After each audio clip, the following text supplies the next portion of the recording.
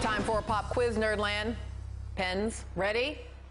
What is Jim Crow? What is the Ku Klux Klan? Final. What caused the Civil War? All right, pens down. Are you feeling confident about your answers, or are you a little unsure? Well, new social studies textbooks based on standards imposed by Texas's Partisan Board of Education in 2010 would like to make sure we're all a little fuzzy about this history. These state guidelines contain no mention of Jim Crow or the KKK. And as for the causes of the Civil War, well, it was caused by sectionalism, states' rights, and slavery, written deliberately in that order.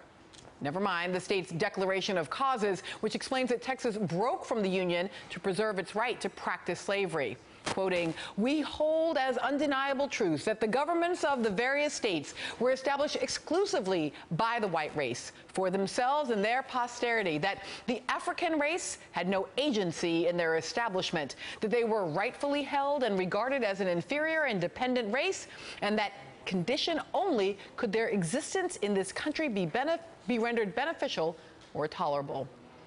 This is not just about Texas. Because the state is the second largest market for textbooks in the country, textbook publishers are more likely to comply with its standards. And those same textbooks could end up in states across the country, meaning the Texas version of history could rewrite the story for all American school children.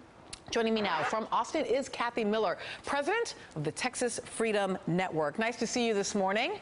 Thank you for having me. So we have been obviously in this debate for the past couple of weeks leading up to the decision to remove the Confederate flag in South Carolina. And that has a lot of the country talking about kind of the Civil War again.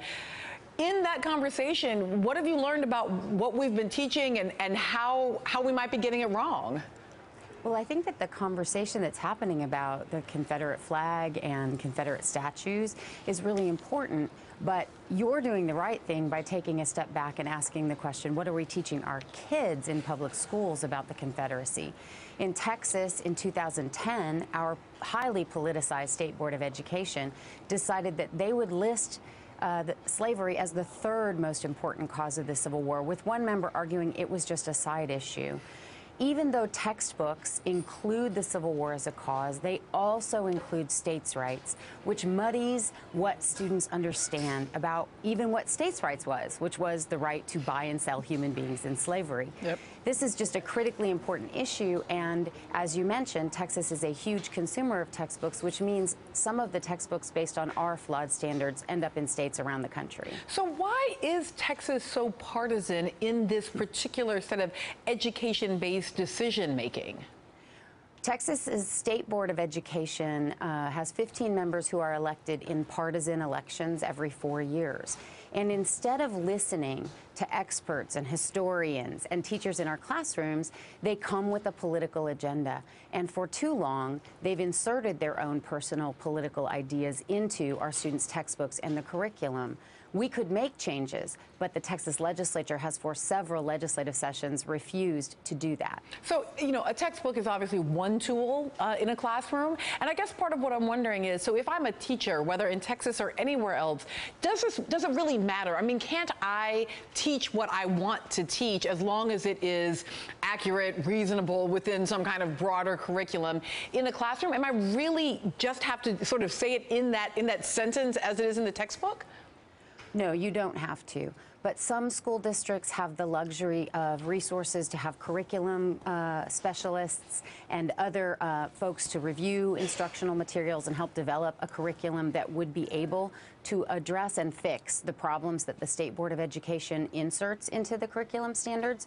Other districts are very small, and so you're kind of given this. Students will be tested on the curriculum standards adopted at the state level, so teachers are put in a very difficult position. Many teachers do this very, very well. We just need to remove the politics from the classroom and let them do their jobs. You know, you talked for just a moment there about the idea of the testing. And I guess part of what I wonder is if, on the one hand, this seems critically important.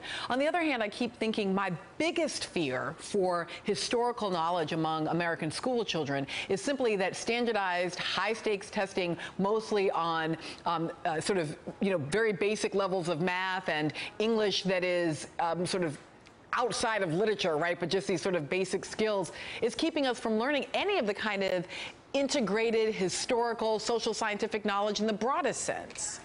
Well, the testing culture is as highly politicized as the textbook selection culture is.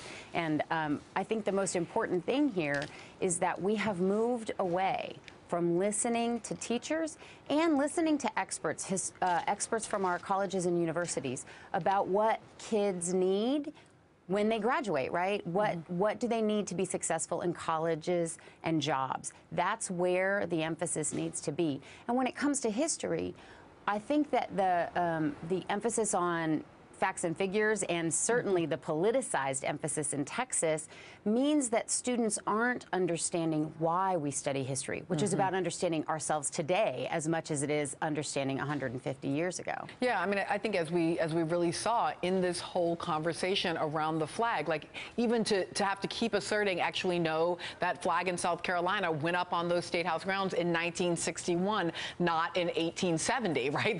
That in fact, even our most recent history seems to be lost to us. Last question then, how long are these standards, the basis for the textbooks? In other words, is this a one-year issue? Is this a 5-year issue? How long will we be looking at this?